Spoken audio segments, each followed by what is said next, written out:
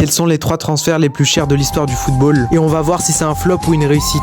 En numéro 3, Ousmane Dembélé au Barça, venu en provenance de Dortmund à 19 ans pour une somme qui s'élève à 145 millions d'euros dans le but de remplacer Neymar. Malgré son talent, il va pas réussir à faire ses preuves à cause de certaines performances moyennes et surtout de ses pépins physiques, ce qui va lui faire manquer énormément de matchs. De plus, ses performances au Barça sont très mitigées. Il manque d'ailleurs beaucoup de professionnalisme.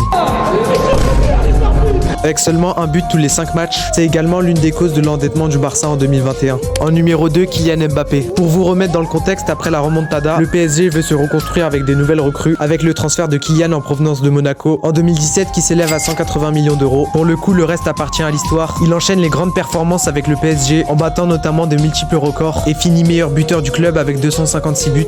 Et le premier est bien évidemment Neymar. Le même scénario après la remontada, le PSG est sur une politique de recrutement avec le transfert de Neymar qui s'élève à 222 millions d'euros.